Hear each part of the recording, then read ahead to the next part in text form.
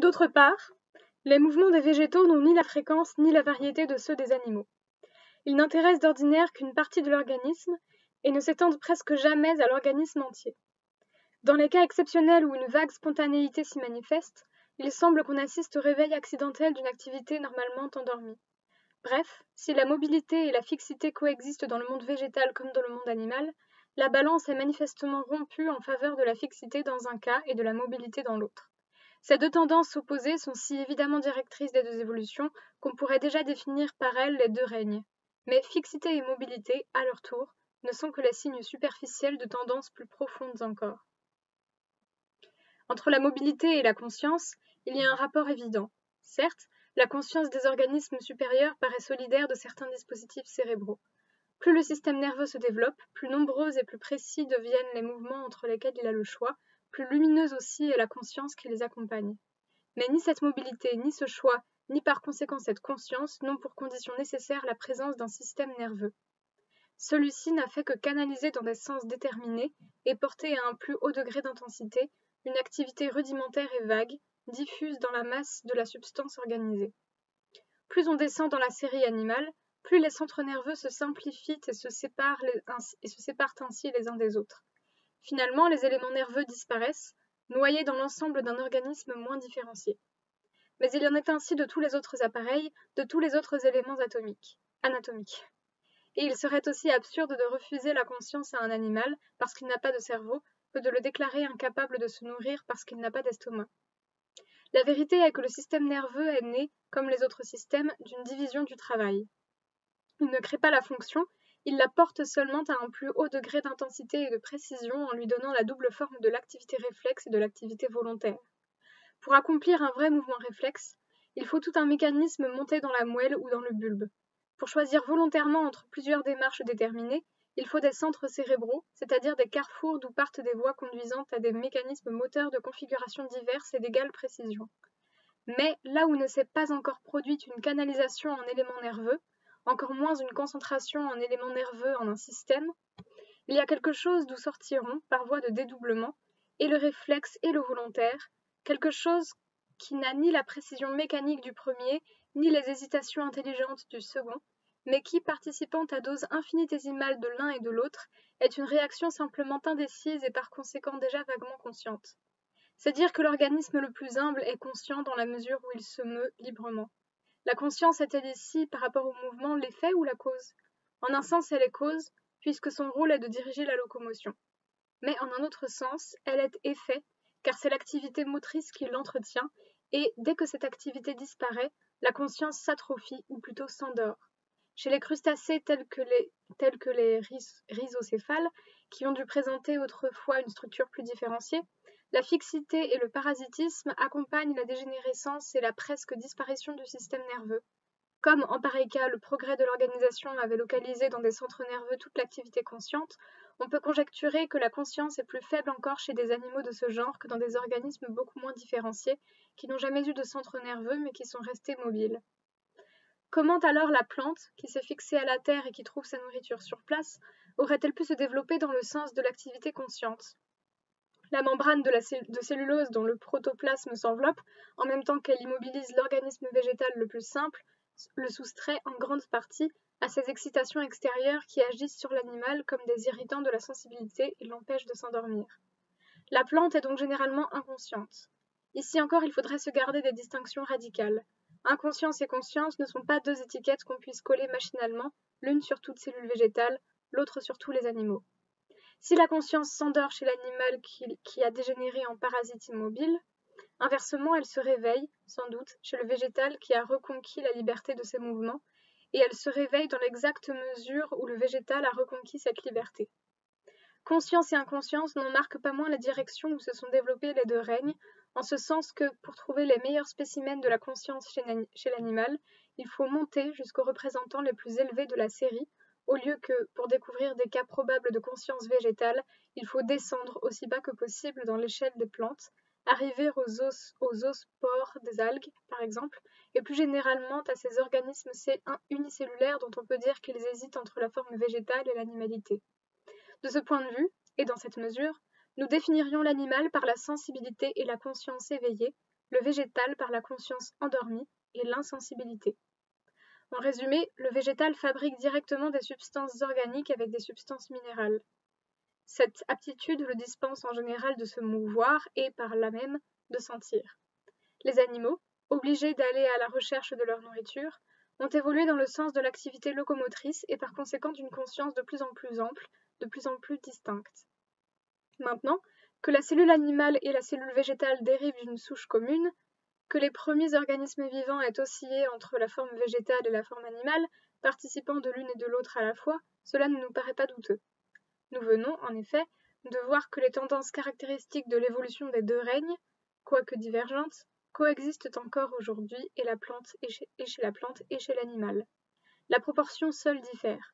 D'ordinaire, l'une des deux tendances recouvre ou écrase l'autre, mais dans des circonstances exceptionnelles, celle-ci se dégage et reconquiert la place perdue. La mobilité et la conscience de la cellule végétale ne sont pas à ce point endormies qu'elles ne puissent se réveiller quand les circonstances le permettent ou l'exigent. Et d'autre part, l'évolution du règne animal a été sans cesse retardée ou arrêtée, ou ramenée en arrière par la tendance qui l'a conservée à la vie végétative. Si pleine, si débordant que puisse en effet paraître l'activité d'une espèce animale, la torpeur et l'inconscience la guettent. Elle ne soutient son rôle que par un effort au prix d'une fatigue. Le long de la route sur laquelle l'animal a évolué, des défaillances sans nombre se sont produites, des déchéances qui se rattachent pour la plupart à des habitudes parasitaires. Ce sont autant d'aiguillages sur la vie végétative. Ainsi, tout nous fait supposer que le végétal et l'animal descendent d'un ancêtre commun qui réunissait, à l'état naissant, les tendances de l'un et de l'autre. Mais les deux tendances qui s'impliquaient réciproquement sous cette forme rudimentaire se sont dissociées en grandissant. De là le monde des plantes avec sa fixité et son insensibilité, de là les animaux avec leur mobilité et leur conscience. Point n'est besoin d'ailleurs, pour expliquer ce dédoublement, de faire intervenir une force mystérieuse. Il suffit de remarquer que l'être vivant appuie naturellement vers ce qui lui est le plus commode, et que végétaux et animaux ont opté, chacun de leur côté, pour deux genres différents de commodité dans la manière de se procurer le carbone et l'azote dont ils avaient besoin. Désolée. Les premiers, continuellement et machinalement, tirent ces éléments d'un milieu qui les leur fournit sans cesse. Les seconds, par une action discontinue, concentrée en quelques instants, consciente, vont chercher ces corps dans des organismes qui les ont déjà fixés. Ce sont deux manières différentes de comprendre le travail ou, si l'on aime mieux, la paresse. Aussi nous paraît-il douteux qu'on découvre jamais à la plante des éléments nerveux, si rudimentaires qu'on les suppose. Ce qui correspond, chez elle, à la volonté directrice de l'animal, c'est, croyons-nous, la direction où elle infléchit l'énergie de la radiation solaire quand elle s'en sert pour rompre les attaches du carbone avec l'oxygène dans l'acide carbonique. Ce qui correspond, chez elle, à la sensibilité de l'animal, c'est l'impressionnabilité toute spéciale de sa chlorophylle à la lumière. Or, un système nerveux étant, avant tout, un mécanisme qui sert d'intermédiaire entre des sensations et des volitions, le véritable système nerveux de la plante nous paraît être le mécanisme, ou plutôt le chimisme sui generis, qui sert d'intermédiaire entre l'impressionnabilité de sa chlorophylle à la lumière et la production de l'amidon. Ce qui revient à dire que la plante ne doit pas avoir d'éléments nerveux, et que le même élan qui a porté l'animal à se donner des nerfs et des centres nerveux a dû aboutir, dans la plante, à la fonction chlorophyllienne. Ce premier coup d'œil jeté sur le monde organisé va nous permettre de déterminer en termes plus précis ce qui unit les deux règnes et aussi ce qui les sépare.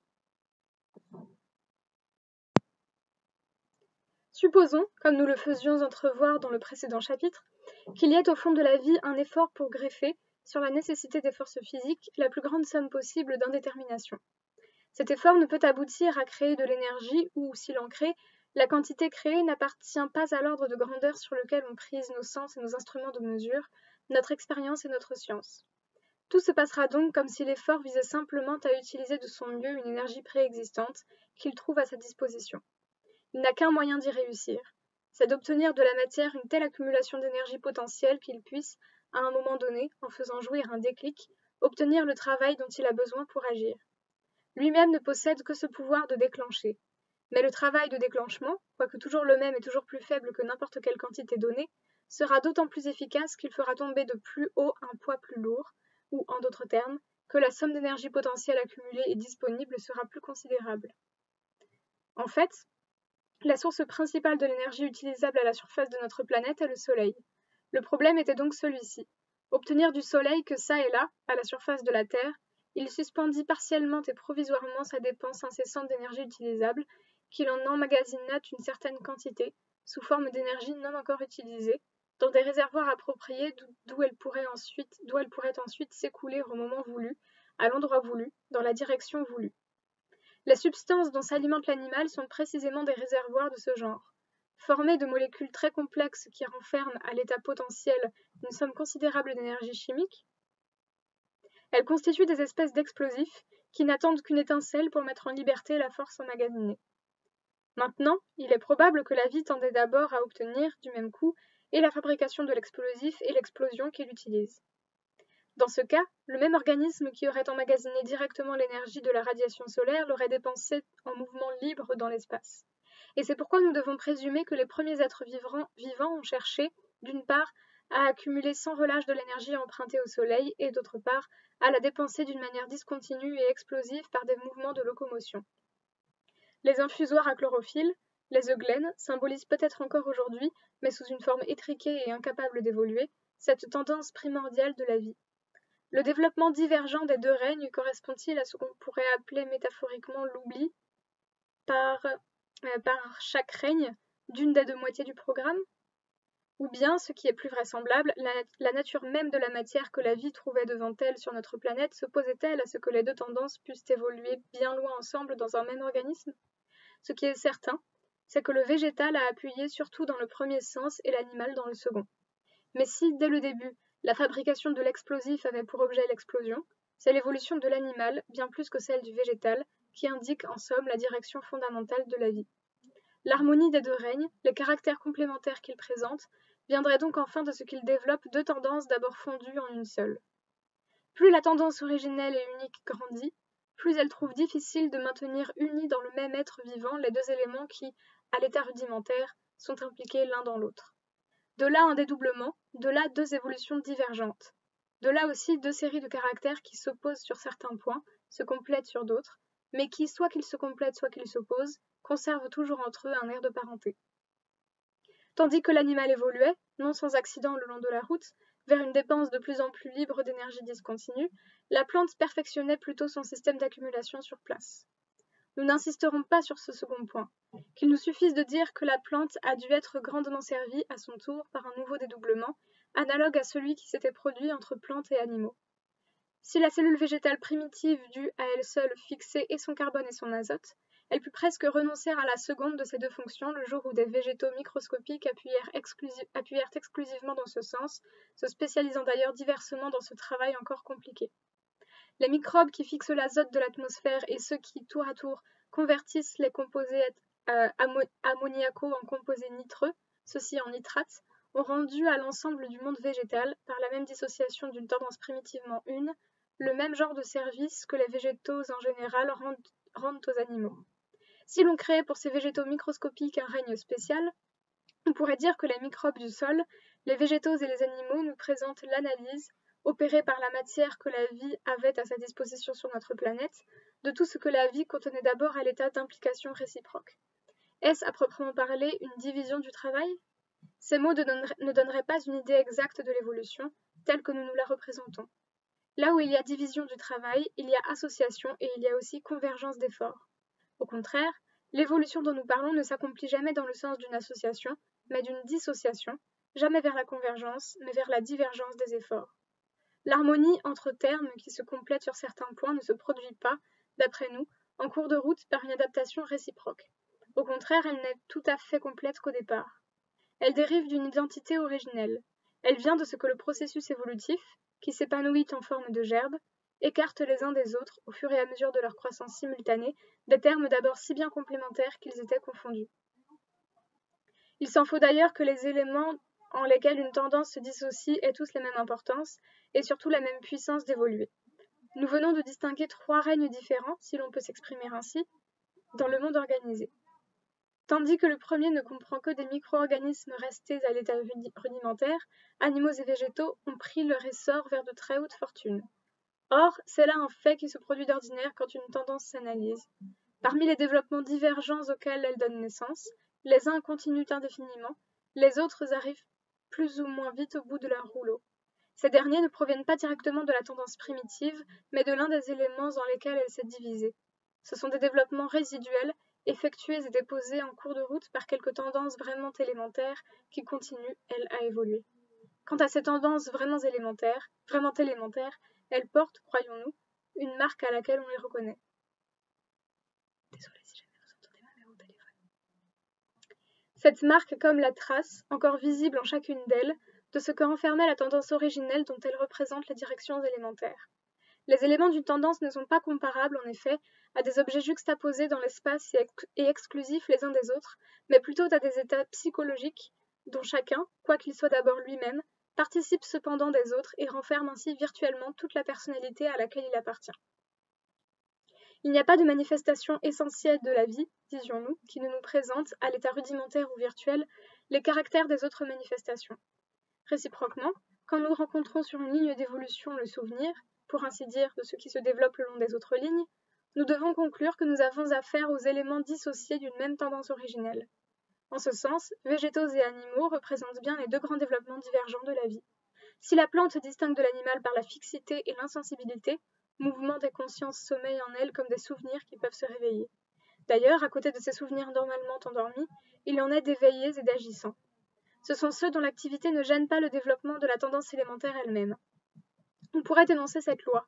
Quand une tendance s'analyse en se développant, chacune des tendances particulières qui naissent ainsi voudrait conserver et développer, de la tendance primitive, tout ce qui n'est pas incompatible avec le travail où elle s'est spécialisée. Par là s'expliquerait précisément le fait sur lequel nous nous sommes appesantis dans le précédent chapitre, la formation de mécanismes complexes identiques sur des lignes d'évolution indépendantes. Certaines analogies profondes entre le végétal et l'animal n'ont probablement pas d'autre cause.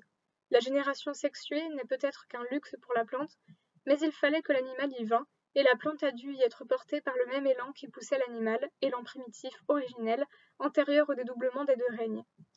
Nous en dirons autant de la tendance du végétal à une complexité croissante. Cette tendance est essentielle au règne animal, que travaille le besoin d'une action de plus en plus étendue, de plus en plus efficace. Mais les végétaux, qui se sont condamnés à l'insensibilité et à l'immobilité, ne présentent la même tendance que parce qu'ils ont reçu au début la même impulsion. Des expériences récentes nous les montrent variant dans n'importe quel sens quand arrive la période de mutation. Au lieu que l'animal a dû évoluer, croyons-nous, dans des sens beaucoup plus définis. Mais nous n'insisterons pas davantage sur ce dédoublement originel de la vie. Arrivons à l'évolution des animaux, qui nous intéresse plus particulièrement. Ce qui constitue l'animalité, disions-nous, c'est la faculté d'utiliser un mécanisme à déclenchement pour convertir en action explosive une somme aussi grande que possible d'énergie potentielle accumulée. Au début, l'explosion se fait au hasard, sans pouvoir choisir sa direction. C'est ainsi que l'amibe lance dans tous les sens à la fois ses prolongements pseudopodiques. Mais, à mesure qu'on s'élève dans la série animale, on voit la forme même du corps dessiner un certain nombre de directions bien déterminées, le long desquelles cheminera l'énergie. Ces directions sont marquées par autant de chaînes d'éléments nerveux placés bout à bout. Or, l'élément nerveux s'est dégagé peu à peu de la masse à peine différenciée du tissu organisé. On peut donc conjecturer que c'est en lui et en ses annexes que se concentre, dès qu'il apparaît, la faculté de libérer brusquement l'énergie accumulée. À vrai dire, toute cellule vivante dépense sans cesse de l'énergie à se maintenir en équilibre. La cellule végétale, assoupie dès le début, s'absorbe tout entière dans ce travail de conservation, comme si elle prenait pour fin ce qui ne devait d'abord être qu'un moyen. Mais chez l'animal, tout converge à l'action, c'est-à-dire à l'utilisation de l'énergie pour des mouvements de translation. Sans doute, chaque cellule animale dépense à vivre une bonne partie de l'énergie dont elle dispose, souvent même toute cette énergie. Mais l'ensemble de l'organisme voudrait en attirer le plus possible sur les points où s'accomplissent les mouvements de locomotion. De sorte que, là où existe un système nerveux avec les organes sensoriels et les appareils moteurs qui lui servent d'appendice, tout doit se passer comme si le reste du corps avait pour fonction essentielle de préparer pour eux, afin de la leur transmettre au moment voulu, la force qu'ils mettront en liberté par une espèce d'explosion. Le rôle de l'aliment chez les animaux supérieurs est en effet extrêmement complexe. Il sert d'abord à réparer les tissus. Il fournit ensuite à l'animal la chaleur dont il a besoin pour se rendre aussi indépendant que possible des variations de la température extérieure. Par là, il conserve, entretient et soutient l'organisme où le système nerveux est inséré et sur lequel les éléments nerveux doivent vivre. Mais ces éléments nerveux n'auraient aucune raison d'être si cet organisme ne leur passait pas, à eux-mêmes et surtout aux muscles qu'ils actionnent, une certaine énergie à dépenser, et l'on peut même conjecturer que c'est là, en somme, la destination essentielle et ultime de l'aliment. Cela ne veut pas dire que la part la plus considérable de l'aliment s'emploie à ce travail. Un État peut avoir à faire des dépenses énormes pour assurer la rentrée de l'impôt. La somme dont il disposera, défalcation faite des frais de perception, sera peut-être minime. Elle n'en est pas moins la raison d'être de l'impôt et de tout ce qu'on a dépensé pour en obtenir la rentrée. Ainsi pour l'énergie que l'animal demande aux substances alimentaires. Bien des faits nous paraissent indiquer que les éléments nerveux et musculaires occupent cette place vis-à-vis du reste de l'organisme. Jetons d'abord un coup d'œil sur la répartition des substances alimentaires entre les divers éléments du corps vivant. Ces substances se divisent en deux catégories, les unes quaternaires ou albuminoïdes, les autres ternaires, comprenant les hydrates de carbone et les graisses. Les premières sont proprement plastiques, destinées à refaire les tissus, encore qu'elles puissent, en raison du carbone qu'elles contiennent, devenir énergétiques à l'occasion. Mais la fonction énergétique est plus spécialement dévolue aux secondes. Celle-ci, se déposant dans la cellule plutôt que s'incorporant à sa substance, lui apporte, sous forme de potentiel chimique, une énergie de puissance qui se convertira directement en mouvement ou en chaleur. Bref, les premières ont pour rôle principal de refaire la machine, les secondes lui fournissent l'énergie. Il est naturel que les premières n'aient pas de lieu d'élection privilégié, puisque toutes les pièces de la machine ont besoin d'être entretenues. Mais il n'en est pas de même des secondes. Les hydrates de carbone se distribuent très inégalement, et cette inégalité de distribution nous paraît instructive au plus haut point. Charriées par le sang artériel sous forme de glycose, ces substances se déposent, en effet, sous forme de glycogène, dans les diverses cellules qui forment les tissus. On sait qu'une des principales fonctions du foie est de maintenir constante la teneur du sang en glycose, grâce aux réserves de glycogène que la cellule hépatique élabore. Or, dans cette circulation de glycose et dans cette accumulation de glycogène, il est aisé de voir que tout se passe comme si l'effort entier de l'organisme s'employait à approvisionner d'énergie potentielle les éléments du tissu musculaire et aussi ceux du tissu nerveux. Il procède diversement dans les deux cas, mais il aboutit au même résultat. Dans le premier, il assure à la cellule une réserve considérable, déposée en elle par avance. La quantité de glycogène que les muscles renferment est énorme, en effet, en comparaison de ce qui s'en trouve dans les autres tissus. Au contraire, dans le tissu nerveux, la réserve est faible, les éléments nerveux dont le rôle est simplement de libérer l'énergie potentielle emmagasinée dans le muscle n'ont d'ailleurs jamais besoin de fournir beaucoup de travail à la fois. Mais, chose remarquable, cette réserve est reconstituée par le sang au moment même où elle se dépense, de sorte que le nerf se recharge d'énergie potentielle instantanément. Tissu musculaire et tissu nerveux sont donc bien deux privilégiés, l'un en ce qu'il est approvisionné d'une réserve considérable d'énergie, l'autre en ce qu'il est toujours servi à l'instant où il en a besoin et dans l'exacte mesure où il en a besoin. Plus particulièrement, c'est du système sensorimoteur que vient ici l'appel de glycogène, c'est-à-dire d'énergie potentielle, comme si le reste de l'organisme était là pour passer de la force au système nerveux et aux muscles que les nerfs actionnent. Certes, quand on songe au rôle que joue le système nerveux, même sensorimoteur, comme régulateur de la vie organique, on peut se demander si, dans cet échange de bons procédés entre lui et le reste du corps, il est véritablement un maître que le corps servirait. Mais déjà l'on inclinera à cette hypothèse si l'on considère, à l'état statique pour ainsi dire, la répartition de l'énergie potentielle entre les tissus. Et l'on s'y ralliera tout à fait, croyons-nous, si l'on réfléchit aux conditions dans lesquelles l'énergie se dépense et se reconstitue. Supposons, en effet, que le système sensorimoteur soit un système comme les autres, au même rang que les autres. Porté par l'ensemble de l'organisme, il attendra qu'un excédent de potentiel chimique lui ait été fourni pour accomplir du travail. C'est, en d'autres termes, la production du glycogène qui réglera la consommation qu'en font les nerfs et les muscles. Supposons, au contraire, que le système sensorimoteur soit vraiment dominateur. La durée et l'étendue de son action seront indépendantes, dans une certaine mesure au moins, de la réserve de glycogène qu'il renferme et même de celle que l'ensemble de l'organisme contient. Il fournira du travail et les autres tissus devront s'arranger comme ils pourront pour lui amener de l'énergie potentielle. Or, les choses se passent précisément ainsi, comme le montrent en particulier les expériences de Mora et Dufour. Si la fonction glycogénique du foie dépend de l'action des nerfs excitateurs qui la gouvernent, l'action de ces derniers nerfs est subordonnée à celle des nerfs qui ébranlent les muscles locomoteurs, en ce sens que ceux-ci commencent par dépenser sans compter, consommant ainsi du glycogène, appauvrissant de glucose le sang, et déterminant finalement le foie, qui aura dû déverser dans le sang appauvri une partie de sa réserve de glycogène à en fabriquer de nouveau. C'est donc bien, en somme, du système sensorimoteur que tout part, c'est sur lui que tout converge, et l'on peut dire sans métaphore que le reste de l'organisme est à son service. Qu'on réfléchisse encore à ce qui se passe dans le jeûne prolongé. C'est un fait remarquable que, chez des animaux morts de faim, on trouve le cerveau à peu près intact, alors que les autres organes ont perdu une partie plus ou moins grande de leur poids et que leurs cellules ont subi des altérations profondes. Il semble que le reste du corps ait soutenu le système nerveux jusqu'à la dernière extrémité, se traitant lui-même comme un simple moyen dont celui-ci serait la fin. En résumé, si l'on convient pour abréger d'appeler système sensorimoteur le système nerveux cérébro-spinal avec, en plus, les appareils sensoriels en lesquels il se prolonge et les muscles locomoteurs qu'il gouverne, on pourra dire qu'un organisme supérieur est essentiellement constitué par un système sensorimoteur installé sur des appareils de digestion, de respiration, de circulation, de sécrétion, etc., qui ont pour rôle de le réparer, de le nettoyer, de le protéger, de lui créer un milieu intérieur constant, enfin et surtout de lui passer de l'énergie potentielle à convertir en mouvement de locomotion. Il est vrai que plus la fonction nerveuse se perfectionne, plus les fonctions destinées à la soutenir ont à se développer et deviennent par conséquent exigeantes pour elles-mêmes. À mesure que l'activité nerveuse a émergé de la masse protoplasmique où elle était noyée, elle a dû appeler autour d'elle des activités de tout genre sur lesquelles s'appuyer.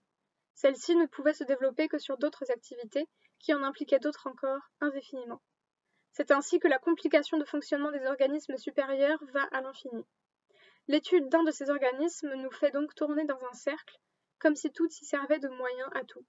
Ce cercle n'en a pas moins un centre, qui est le système d'éléments nerveux tendus entre les organes sensoriels et l'appareil de locomotion.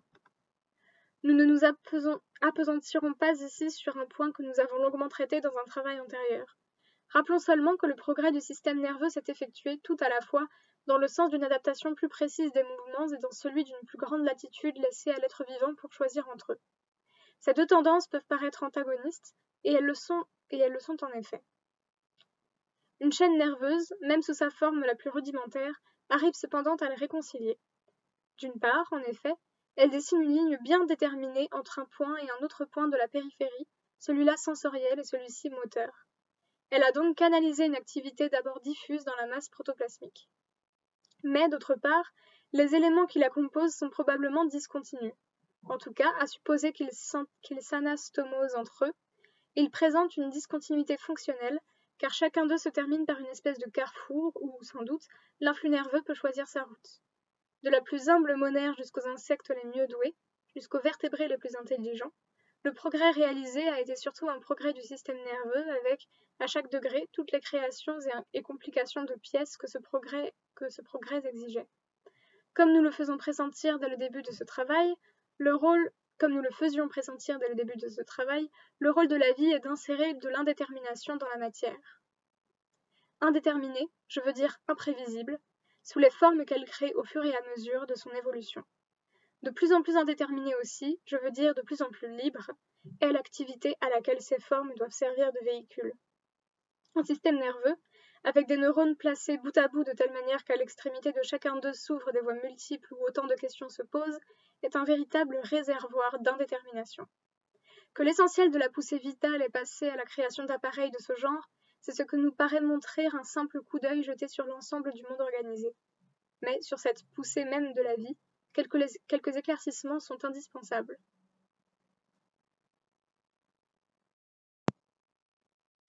Il ne faut pas oublier que la force qui évolue à travers le monde organisé est une force limitée, qui toujours cherche à se dépasser elle-même, et toujours reste inadéquate à l'œuvre qu'elle tente à produire. De la méconnaissance de ce point sont nées les erreurs et les puérilités du finalisme radical. Il s'est représenté l'ensemble du monde vivant comme une construction, et comme une construction analogue aux nôtres. Toutes les pièces en seraient disposées en vue du meilleur fonctionnement possible de la machine. Chaque espèce aurait sa raison d'être, sa fonction, sa destination. Ensemble, elles donneraient un grand concert où les dissonances apparentes ne serviraient qu'à faire ressortir l'harmonie fondamentale. Bref, tout se passerait dans la nature comme dans les œuvres du génie humain, où le résultat obtenu peut être minime, mais où il y a du moins adéquation parfaite entre l'objet fabriqué et le travail de fabrication. Rien de semblable dans l'évolution de la vie.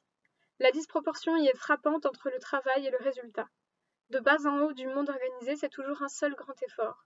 Mais, le plus souvent, cet effort tourne court, tantôt paralysé par des forces contraires, tantôt distrait de ce qu'il doit faire par ce qu'il fait, absorbé par la forme qu'il est occupé à prendre, hypnotisé sur elle comme sur un miroir, jusque dans ses œuvres les plus parfaites, alors qu'il paraît avoir triomphé des résistances extérieures et aussi de la sienne propre. Et aussi de la sienne propre, il est à la merci de la matérialité qu'il a dû se donner. C'est ce que chacun de nous peut expérimenter en lui-même. Notre liberté, dans les mouvements mêmes par où elle s'affirme, crée les habitudes naissantes qui l'étoufferont si elles ne se renouvellent par un effort constant.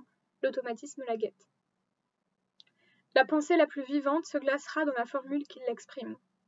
Le mot se retourne contre l'idée, la lettre tue l'esprit, et notre plus ardent enthousiasme, quand il s'extériorise en action, se fige parfois si naturellement en froid calcul d'intérêt ou de vanité, l'un adopte si aisément la forme de l'autre, que nous pourrions les confondre ensemble, douter de notre propre sincérité, nier la bonté et l'amour, si nous ne savions que le mot garde encore quelque temps les traits du vivant.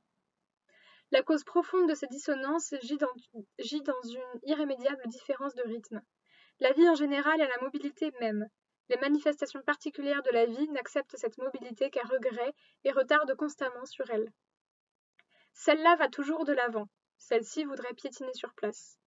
L'évolution en général se ferait autant que possible en ligne droite. Chaque évolution spéciale est un processus circulaire. Comme des tourbillons de poussière soulevés par le vent qui passe, les vivants tournent sur eux-mêmes, suspendus au grand souffle de la vie. Ils sont donc relativement stables et contrefont même si bien l'immobilité que nous les traitons comme des choses plutôt que comme des progrès, oubliant que la permanence même de leur forme n'est que le dessin d'un mouvement. Parfois cependant, il se matérialise à nos yeux, dans une fugitive apparition, le souffle invisible qui les porte. Nous avons cette illumination soudaine devant certaines formes de l'amour maternel, si frappant, si touchante aussi chez la plupart des animaux, observable jusque dans la sollicitude de la plante pour sa graine. Cet amour, où quelques-uns ont vu le grand mystère de la vie, nous en livrerait peut-être le secret. Il nous montre chaque génération penchée sur celle qui la suivra. Il nous laisse entrevoir que l'être vivant est surtout un lieu de passage et que l'essentiel de la vie tient dans le mouvement qui la transmet. Ce contraste entre la vie en général et les formes où elle se manifeste présente partout le même caractère. On pourrait dire que la vie tend à agir le plus possible, mais que chaque espèce préfère donner la plus petite somme possible d'efforts. Envisagée dans ce qui est son essence même, c'est-à-dire comme une transition d'espèce à espèce, la vie est une action toujours grandissante. Mais chacune des espèces, à travers lesquelles la vie passe, ne vise qu'à sa commodité. Elle va à ce qui demande le moins de peine. S'absorbant dans la forme qu'elle va prendre, elle entre dans un demi-sommeil, où elle ignore à peu près tout le reste de la vie. Elle se façonne elle-même en vue de la plus facile exploitation possible de son entourage immédiat. Ainsi, l'acte par lequel la vie s'achemine à la création d'une forme nouvelle et l'acte par lequel cette forme se dessine sont deux mouvements différents et souvent antagonistes. Le premier se prolonge dans le second, mais il ne peut s'y prolonger sans se distraire de sa direction, comme il arriverait à un sauteur qui, pour franchir l'obstacle, serait obligé d'en détourner les yeux et de se regarder lui-même. Les formes vivantes sont par définition même des formes viables. De quelque manière qu'on explique l'adaptation de l'organisme à ses conditions d'existence, cette adaptation est nécessairement suffisante du moment que l'espèce subsiste. En ce sens, chacune des espèces successives que décrivent la paléontologie et la zoologie fut un succès remporté par la vie. Mais les choses prennent un tout autre aspect quand on compare chaque espèce au mouvement qui l'a déposée sur son chemin, et non plus aux conditions où elle s'est insérée. Souvent ce mouvement a dévié, bien souvent aussi il a été arrêté net. Ce qui ne devait être qu'un lieu de passage est devenu le terme. De ce nouveau point de vue, l'insuccès apparaît comme la règle, le succès comme exceptionnel et toujours imparfait. Nous allons voir que, des 4 grandes directions où s'est engagée la vie animale, 2 ont conduit à des impasses et que, sur les 2 autres, l'effort a été généralement disproportionné au résultat. Les documents nous manquent pour reconstituer le détail de cette histoire. Nous pouvons cependant en démêler les grandes lignes.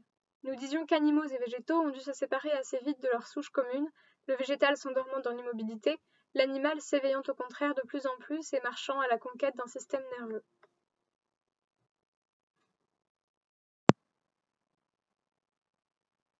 Il est probable que l'effort du règne animal aboutit à créer des organismes encore simples, mais doués d'une certaine mobilité, et surtout assez indécis de forme pour se prêter à toutes les déterminations futures.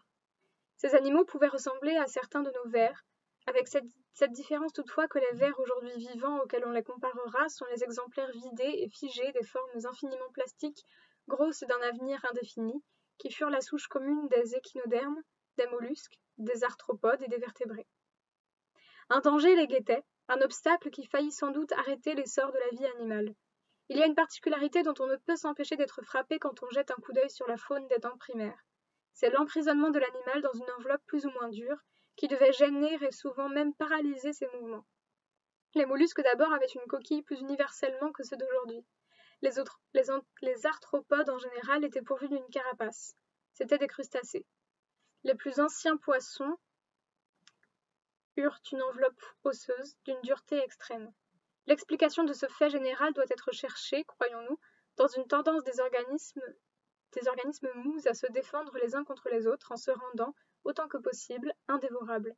Chaque espèce, dans l'acte par lequel elle se constitue, va à ce qui lui est le plus commode. De même que parmi les organismes primitifs, certains s'étaient orientés vers l'animalité en renonçant à fabriquer de l'organique avec de l'inorganique et en empruntant les substances organiques toutes faites aux organismes déjà aiguillés sur la vie végétale, ainsi, parmi les espèces animales elles-mêmes, beaucoup s'arrangèrent pour vivre aux dépens des autres animaux. Un organisme qui est animal, c'est-à-dire mobile, pourra en effet profiter de sa mobilité pour aller chercher des animaux sans défense et sans repaître, tout aussi bien que des végétaux. Ainsi, plus les espèces se faisaient mobiles, plus sans doute elles devenaient voraces et dangereuses les unes pour les autres. De là dut résulter un brusque arrêt du monde animal tout entier dans le progrès qui le portait à une mobilité de plus en plus haute. Car la peau dure et calcaire de l'échinoderme, la coquille du mollusque, la carapace du crustacé et la cuirasse ganoïde des anciens poissons ont probablement eu pour origine commune un effort des espèces animales pour se protéger contre les espèces ennemies. Mais cette cuirasse, derrière laquelle l'animal se mettait à l'abri, le gênait dans ses mouvements et parfois l'immobilisait. Si le végétal a renoncé à la conscience en s'enveloppant d'une membrane de cellulose, l'animal qui s'est enfermé dans une citadelle ou dans une armure se condamne à un demi-sommeil. C'est dans cette torpeur que vivent, aujourd'hui encore, les échinodermes et même les mollusques. Arthropodes et vertébrés en furent sans doute menacés également. Ils y échappèrent, et à cette heureuse circonstance tient l'épanouissement actuel des formes les plus hautes de la vie.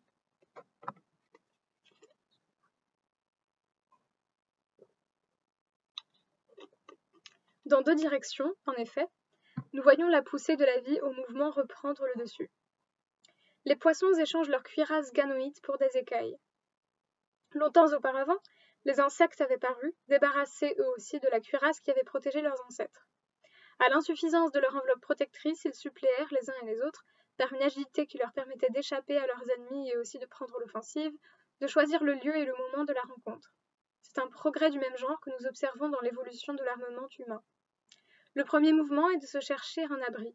Le second, qui est le meilleur, est de se rendre aussi souple que possible pour la fuite et surtout pour l'attaque, attaquer étant encore le moyen le plus efficace de se défendre.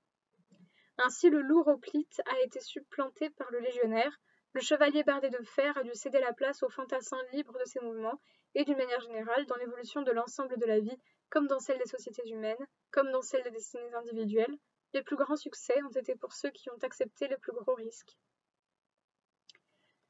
L'intérêt bien entendu de l'animal était donc de se rendre plus mobile. Comme nous le disions à propos de l'adaptation en général, on pourra toujours expliquer par leur intérêt particulier la transformation des espèces. On donnera ainsi la cause immédiate de la variation. Mais on en donnera souvent ainsi que la cause la plus superficielle. La cause profonde est l'impulsion qui lança la vie dans le monde, qui la fit se scinder entre végétaux et animaux, qui aiguilla l'animalité sur la souplesse de la forme et qui, à un certain moment, dans le règne animal menacé de s'assoupir, obtint sur quelques points au moins qu'on se réveillât et qu'on allât de l'avant.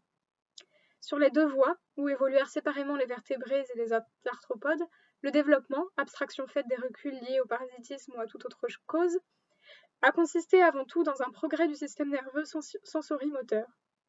On cherche la mobilité, on cherche la souplesse, on cherche à travers bien des tâtonnements et non sans avoir donné d'abord dans une exagération de la masse et de la force brutale, la variété des mouvements.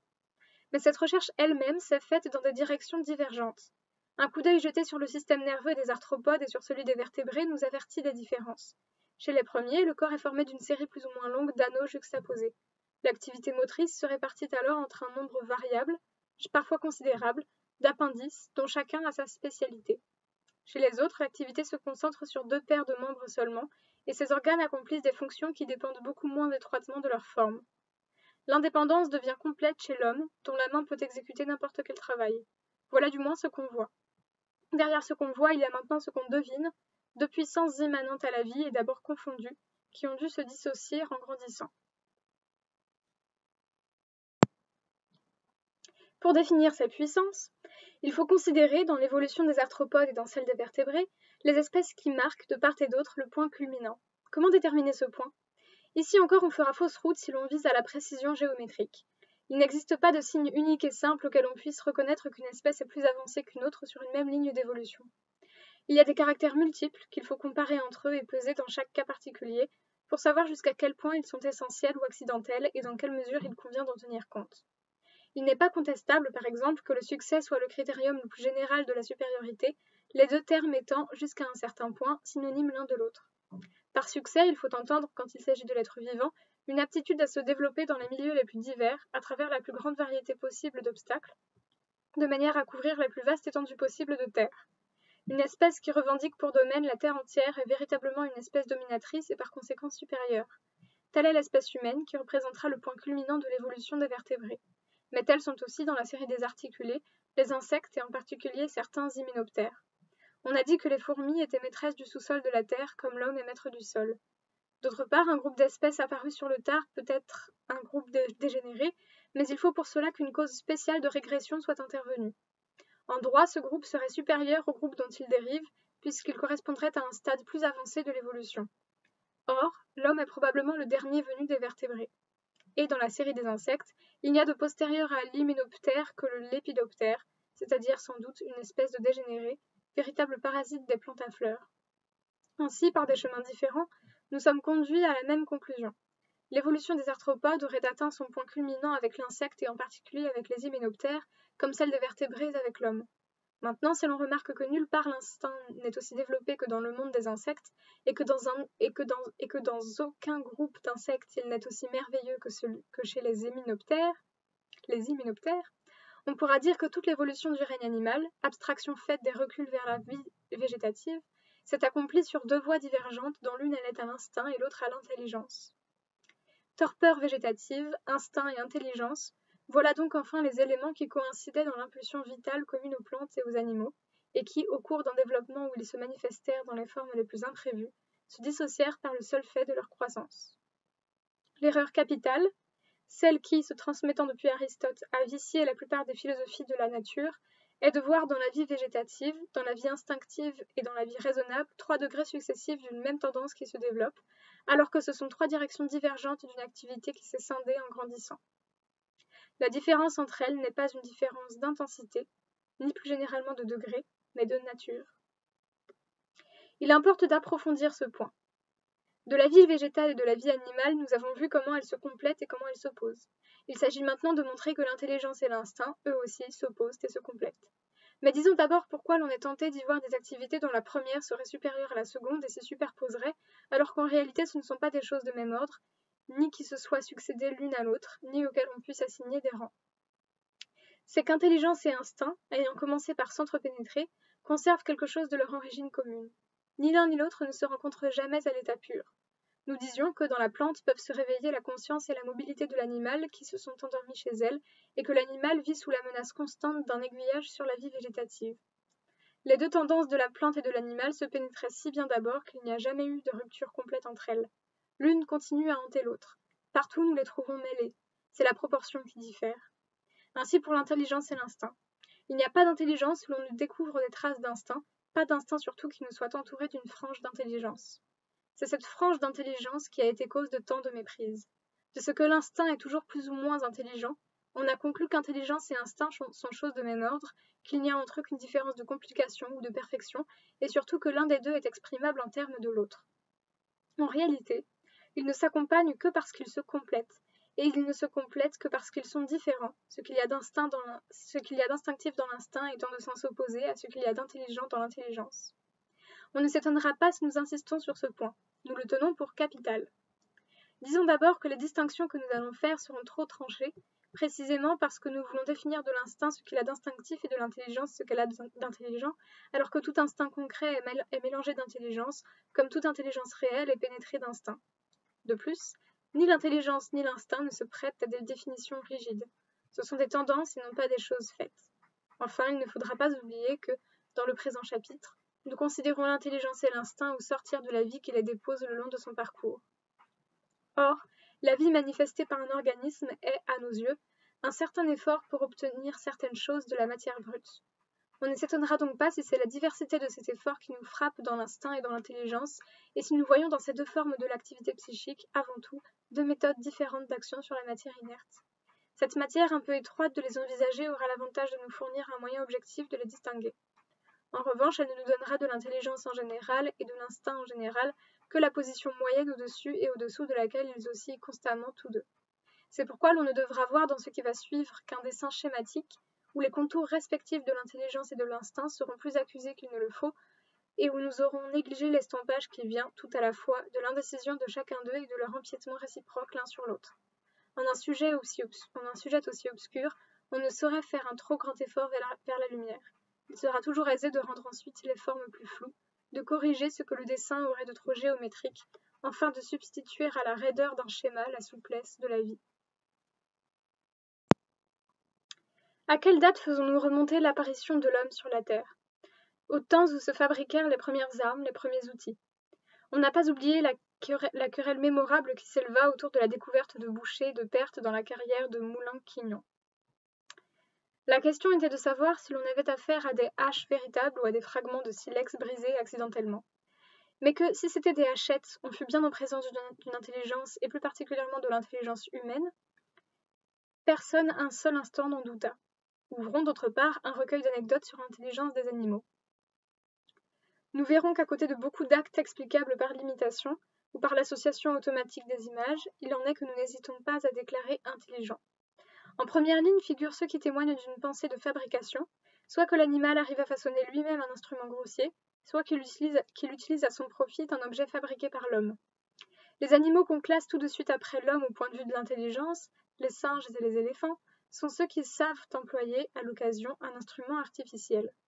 Au-dessous d'eux, mais non pas très loin d'eux, on mettra ceux qui reconnaissent un objet fabriqué. Par exemple le renard, qui sait fort bien qu'un piège est un piège. Sans doute, il y a intelligence partout où il y a inférence. Mais l'inférence, qui consiste en un fléchissement de l'expérience passée dans le sens de l'expérience présente, est déjà un commencement d'invention. L'invention devient complète quand elle se matérialise en un instrument fabriqué. C'est là que tend l'intelligence des animaux comme à un idéal. Et si d'ordinaire elle n'arrive pas encore à façonner des objets artificiels et à s'en servir, elle s'y prépare par les variations mêmes qu'elle exécute sur les instincts fournis par la nature. En ce qui concerne l'intelligence humaine, on n'a pas assez remarqué que l'invention mécanique a d'abord été sa démarche essentielle, qu'aujourd'hui encore notre vie sociale gravite autour de la fabrication et de l'utilisation d'instruments artificiels, que les inventions qui jalonnent la route du progrès en ont aussi tracé la direction. Nous avons de la peine à nous en apercevoir parce que les modifications de l'humanité retardent d'ordinaire sur les transformations de son outillage. Nos habitudes individuelles et même sociales survivent assez longtemps aux circonstances pour lesquelles elles étaient faites, de sorte que les effets profonds d'une invention se font remarquer lorsque nous en avons déjà perdu de vue la nouveauté. Un siècle a passé depuis l'invention de la machine à vapeur, et nous commençons seulement à ressentir la secousse profonde qu'elle nous a donnée. La révolution qu'elle a opérée dans l'industrie n'en a pas moins bouleversé les relations entre les hommes. Des idées nouvelles se lèvent, des sentiments nouveaux sont en voie d'éclore. Dans des milliers d'années, quand le recul du passé n'en laissera plus apercevoir que les grandes lignes, nos guerres et nos révolutions compteront pour peu de choses, à supposer qu'on s'en souvienne encore. Mais de la machine à vapeur, avec les inventions de tout genre qui lui font cortège, on parlera peut-être comme nous parlons du bronze ou de la pierre taillée. Elle servira à définir un âge. Si nous pouvions nous dépouiller de tout orgueil, si, pour définir notre espèce, nous nous en tenions strictement à ce que l'histoire et la préhistoire nous présentent comme la caractéristique constante de l'homme et de l'intelligence, nous ne dirions peut-être pas Homo sapiens, mais Homo faber. En définitive, l'intelligence, envisagée dans ce qui en paraît être la démarche originelle, est la faculté de fabriquer des objets artificiels, en particulier des outils à faire des outils et d'en varier indéfiniment la fabrication. Maintenant, un animal inintelligent possède-t-il aussi des outils ou des machines? Oui, certes, mais ici l'instrument fait partie du corps qu'il utilise. Et correspondant à cet instrument, il y a un instinct qui sait s'en servir. Sans doute il s'en faut que tous les instincts consistent dans une faculté naturelle d'utiliser un mécanisme inné. Une telle définition ne s'appliquerait pas aux instincts que Roman a appelés secondaires, et plus d'un instinct primaire y échapperait. Mais cette définition de l'instinct, comme celle que nous donnons provisoirement de l'intelligence, détermine tout au moins la limite idéale vers laquelle s'acheminent les formes très nombreuses de l'objet défini. On a bien souvent fait remarquer que la plupart des instincts sont le prolongement, ou mieux l'achèvement, du travail d'organisation lui-même. Où commence l'activité de l'instinct? Où finit celle de la nature? On ne saurait le dire. Dans les métamorphoses de la larve en nymphe et en insecte parfait, métamorphoses qui exigent souvent de la part de la larve des démarches appropriées et une espèce d'initiative, il n'y a pas de ligne de démarcation tranchée entre l'instinct de l'animal et le travail organisateur de la matière vivante. On pourrait dire à volonté que l'instinct organise les instruments dont il va se servir, ou que l'organisation se prolonge dans l'instinct qui doit utiliser l'organe. Les plus merveilleux instincts de l'insecte ne font que développer en mouvement sa structure spéciale, à tel point que, là où la vie sociale divise le travail entre les individus et leur impose ainsi des instincts différents, on observe une différence correspondante de structure. On connaît le polymorphisme des fourmis, des abeilles, des guêpes et de certains pseudonévroptères. Ainsi, à ne considérer que les cas limites où l'on assiste au triomphe complet de l'intelligence et de l'instinct, on trouve entre eux une différence essentielle. L'instinct achevé est une faculté d'utiliser et même de construire des instruments organisés. L'intelligence achevée est la faculté de fabriquer et d'employer des instruments inorganisés. Les avantages et les inconvénients de ces deux modes d'activité sautent aux yeux. L'instinct trouve à sa portée l'instrument approprié, cet instrument qui se fabrique et se répare lui-même, qui présente, comme toutes les œuvres de la nature, une complexité de détails infinie et une simplicité de fonctionnement merveilleuse, fait tout de suite, au moment voulu, sans difficulté, avec une perfection souvent admirable, ce qu'il est appelé à faire. En revanche, il conserve une structure à peu près invariable, puisque sa modification ne va pas sans une modification de l'espèce. L'instinct est donc nécessairement spécialisé, n'étant que l'utilisation, pour un objet déterminé, d'un instrument déterminé. Au contraire, l'instrument fabriqué intelligemment est un instrument imparfait. Il ne s'obtient qu'au prix d'un effort, mais il est presque toujours d'un maniement pénible. Mais, comme il est fait d'une manière inorganisée, il peut prendre une forme quelconque, servir à n'importe quel usage, tirer l'être vivant de toute difficulté nouvelle qui surgit et lui conférer un nombre illimité de pouvoirs. Inférieur à l'instrument naturel pour la satisfaction des besoins immédiats, il a d'autant plus d'avantages sur celui-ci que le besoin est moins pressant. Surtout, il réagit sur la nature de l'être qui l'a fabriqué, car en l'appelant à exercer une nouvelle fonction, il lui confère, pour ainsi dire, une organisation plus riche, étant un organe artificiel qui prolonge l'organisme naturel. Pour chaque besoin qu'il satisfait, il crée un besoin nouveau, et ainsi, au lieu de fermer comme l'instinct le cercle d'action où l'animal va se mouvoir automatiquement, il ouvre à cette activité un champ indéfini où il la pousse de plus en plus loin et la fait de plus en plus libre. Mais cet avantage de l'intelligence sur l'instinct n'apparaît que tard, et lorsque l'intelligence, ayant porté la fabrication à son degré supérieur de puissance, fabrique déjà des machines à fabriquer. Au début, les avantages et les inconvénients de l'instrument fabriqué et de l'instrument naturel se balancent si bien qu'il est difficile de dire lequel des deux assurera à l'être vivant un plus grand empire sur la nature. On peut conjecturer qu'ils commencèrent par être impliqués l'un dans l'autre, que l'activité psychique originelle participa des deux à la fois, et que, si l'on remontait assez haut dans le passé, on trouverait des instincts plus rapprochés de l'intelligence que ceux de nos insectes, une intelligence plus voisine de l'instinct que celle de nos vertébrés. Intelligence et instinct élémentaires, d'ailleurs, prisonniers d'une matière qu'ils n'arrivent pas à dominer. Si la force immanente à la vie était une force illimitée, elle eût peut-être développé infiniment dans les mêmes organismes l'instinct et l'intelligence. Mais tout paraît indiquer que cette force est finie et qu'elle s'épuise assez vite en se manifestant.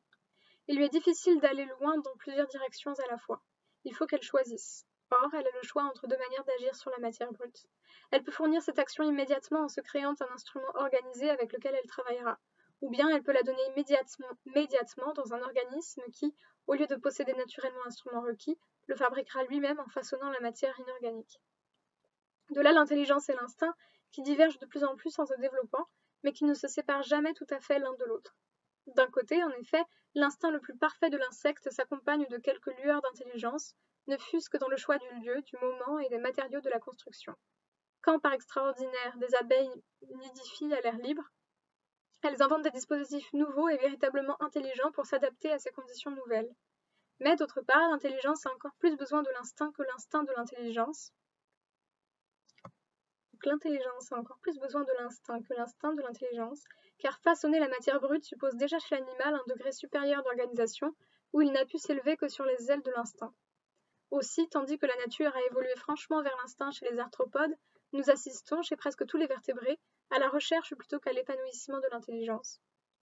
C'est encore l'instinct qui forme le substrat de leur activité psychique, mais l'intelligence est là, qui aspire à le supplanter.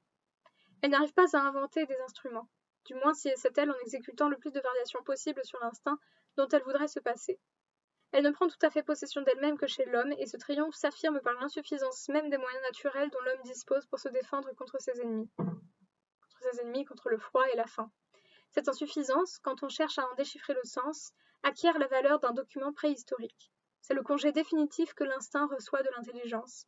Il n'en est pas moins vrai que la nature a dû hésiter entre deux modes d'activité psychique, l'un assuré du succès immédiat, mais limité dans ses effets, l'autre aléatoire, mais dont les conquêtes, s'il arrivait à l'indépendance, pouvaient s'étendre indéfiniment.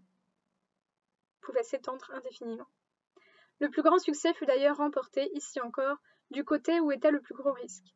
Instinct et intelligence représentent donc deux solutions divergentes, également élégantes, d'un seul et même problème. De là, il est vrai, des différences profondes de structure interne entre l'instinct et l'intelligence. Nous n'insisterons que sur celles qui intéressent notre présente étude. Disons donc que l'intelligence et l'instinct impliquent deux espèces de connaissances radicalement différentes. Mais quelques éclaircissements sont d'abord nécessaires au sujet de la conscience en général. On s'est demandé jusqu'à quel point l'instinct est conscient. Nous répondrons qu'il y a ici une multitude de différences et de degrés, que l'instinct est plus ou moins conscient dans certains cas, inconscient dans d'autres. La plante, comme nous le verrons, a des instincts. Il est douteux que ces instincts s'accompagnent chez elle de sentiments. Même chez l'animal, on ne trouve guère d'instinct complexe qui ne soit inconscient dans une partie au moins de ses démarches. Mais il faut signaler ici une différence trop peu remarquée entre deux espèces d'inconscience, celle qui consiste en une conscience nulle et celle qui provient d'une conscience annulée. Conscience nulle et conscience annulée sont toutes deux égales à zéro, mais le premier zéro exprime qu'il n'y a rien, le second qu'on a affaire à deux quantités égales et de sens contraires qui se compensent et se neutralisent. L'inconscience d'une pierre qui tombe est une conscience nulle. La pierre n'a aucun sentiment de sa chute. En est-il de même de l'inconscience de l'instinct dans les cas extrêmes où l'instinct est inconscient ? Quand nous accomplissons machinalement une action habituelle, quand le somnambule joue automatiquement son rêve, l'inconscience peut être absolue. Mais elle tient cette fois à ce que la représentation de l'acte est tenue en échec par l'exécution de l'acte lui-même, lequel est si parfaitement semblable à la représentation et s'y insère si exactement qu'aucune conscience ne peut plus déborder. La représentation est bouchée par l'action. La preuve en est que, si l'accomplissement de l'acte est arrêté ou entravé par un obstacle, la conscience peut surgir. Elle était donc là, mais neutralisée par l'action qui remplissait la représentation. L'obstacle n'a rien créé de positif. Il a simplement fait un vide, il a pratiqué un débouchage. Cette inadéquation de l'acte à la représentation est précisément ici ce que nous appelons conscience.